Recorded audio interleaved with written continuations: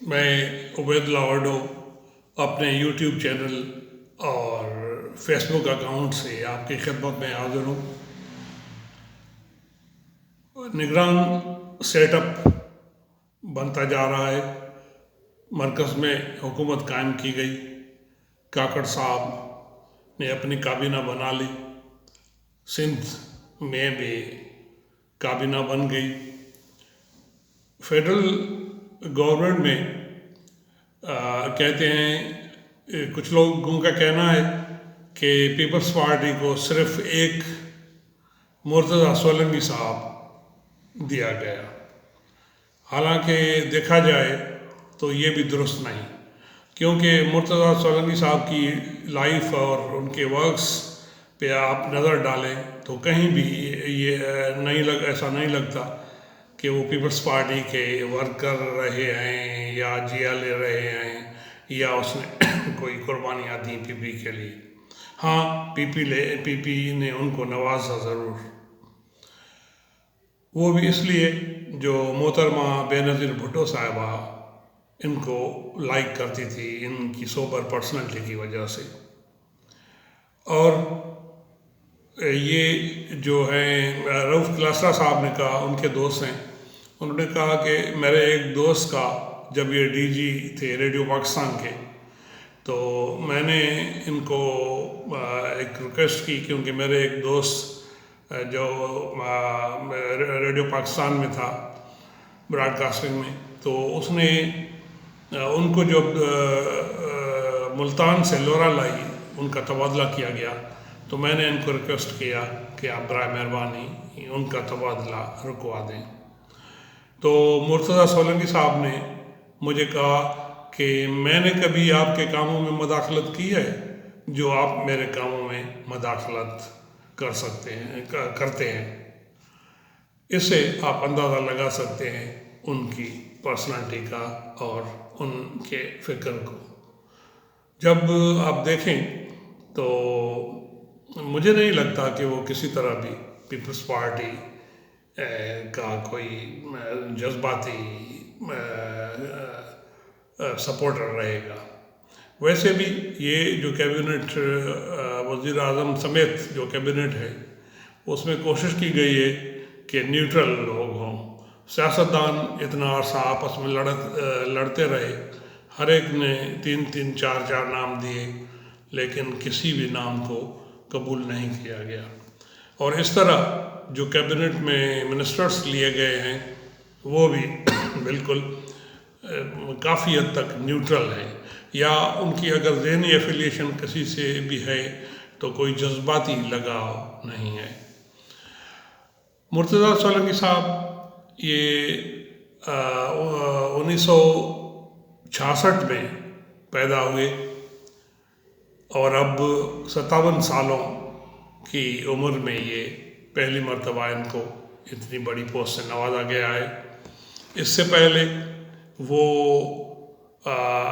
Radio Pakistan کے بھی director general Peoples party کے دور میں مقرر کیے گئے تھے، اور یہ پوسٹ بھی اس نے کافی حد تک جاں افشانی اور محنت سے چلائی۔ کہتے ہیں کہ قائد اعظم کی جو 11 اگست کی تقریر تھی 1947 والی، وہ کسی کو بھی نہیں ملی تھی۔ اس نے بڑی کوشش کی اس کو ڈھونڈنے میں۔ بہرحال وہ ایک سائلنٹ ورکر ہے، اپنے کام سے کام رکھتا ہے۔ یہ اس وقت بھی نیا دور اخبار چلا رہے ہیں اسلام آباد سے، اور اس کے علاوہ سنو ٹی وی سے وابستہ رہے، وائس آف امریکہ کے اردو سیکشن کے انچارج رہے،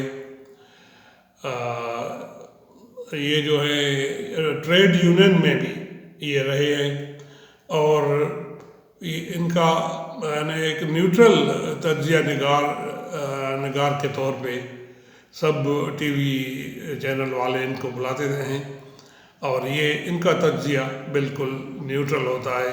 یہ کسی کی جذباتی فیور نہیں کرتے، نہ کسی پہ غصے میں آ جاتے ہیں، نہ دوسرے اینکرز کی طرح پہلے کلمہ پڑھتے ہیں یا صلاۃ شریف پڑھتے ہیں اور پھر شروع کرتے ہیں۔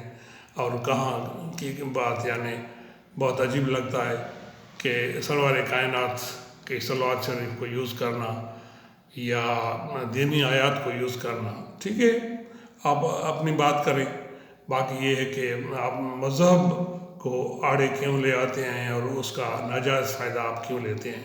جب آپ ایسی باتیں کرتے ہیں تو پھر آپ کو بالکل نیوٹرل ہونا چاہیے۔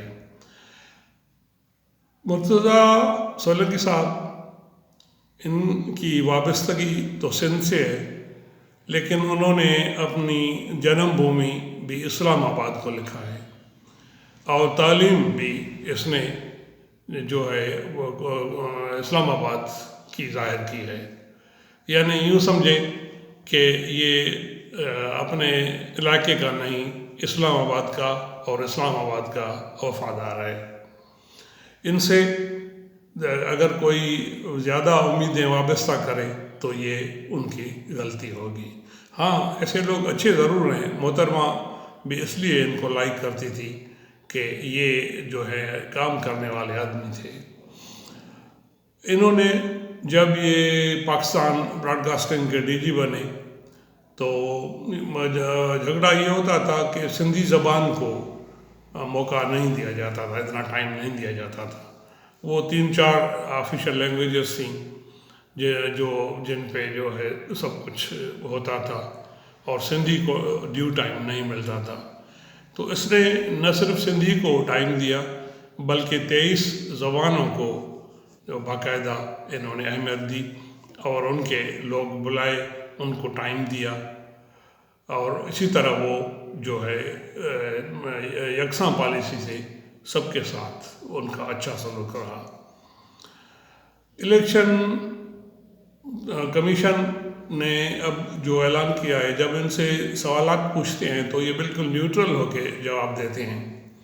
ان سے جب پوچھا گیا، کیونکہ یہ وزیر اطلاعات ہیں اس وقت پاکستان کے، تو ظاہر ہے وزیر اطلاعات ایک مین منسٹری ہوتی ہے، وہ اسپوکس مین ہوتا ہے پوری گورنمنٹ کا، اور ان کا جو بھی پروگرام ہوتا ہے تو یہ ان کو جو ہے اس میں ان کی تشہیر کرنی ہوتی ہے۔